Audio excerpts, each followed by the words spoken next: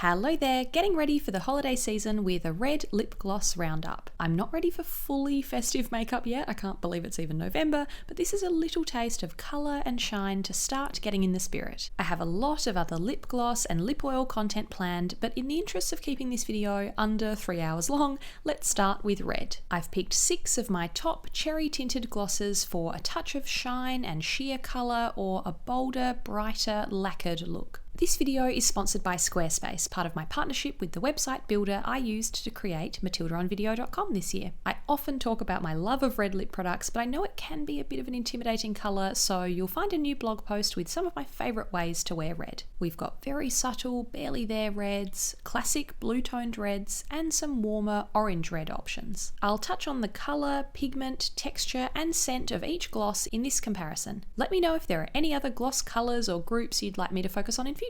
Starting at the sheerest end of the scale with the Dior Lip Glow Oil shade Cherry. These have made many appearances on my channel in 2020 and will certainly be back when it's time for favourites. You know how much I love this formula and its sofa-sized doe foot. This walks the line between a lip oil and a gloss. It's not a thin, watery lip oil, definitely a thicker, gloss-like texture, but it's so balmy and smooth and comfortable. Fans of Dior's lip glow balms or lip maximizer glosses will recognise the sweet peppermint scent and taste.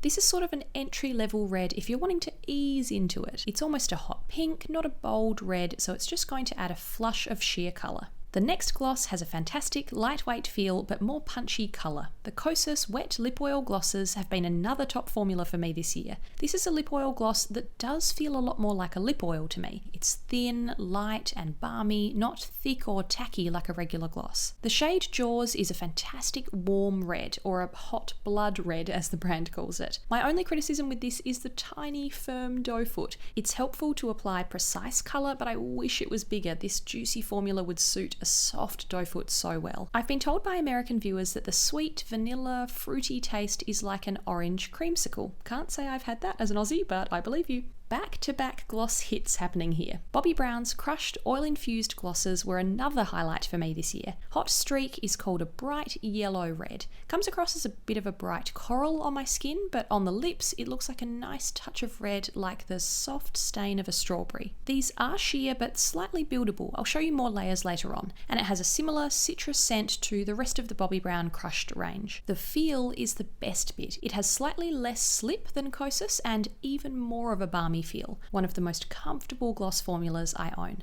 In October, there was an exciting new arrival in the comfortable gloss category, Lisa Eldridge's Gloss Embrace formula. The shade Ribbon is based on her best-selling, vibrant, matte lipstick shade, Velvet Ribbon. You can hear about her latest launches in a lot more detail in my recent video, but this is one of the most nourishing glosses I've ever worn. So many claim to be nourishing, but don't ever do anything for me, but this is buttery and plush, and that feeling really lasts on the lips. The range is completely fragrance-free, and her deeper shades like this one do intensify with more layers. Moving on to much more pigment and power, the M Cosmetics True Gloss formula is fantastic. The shade Blood Moon has popped up on my channel before and might be the most pigmented gloss I've ever seen. This beautiful warm red has the intensity I'd expect from a liquid lipstick. Look how well it applies. So creamy and buttery, not sticky at all, and it wears evenly and lasts a lot longer than other formulas. There's a slightly sweet flavour, kind of a cakey, artificial vanilla. Can't quite put my finger on it, so let me know if you can.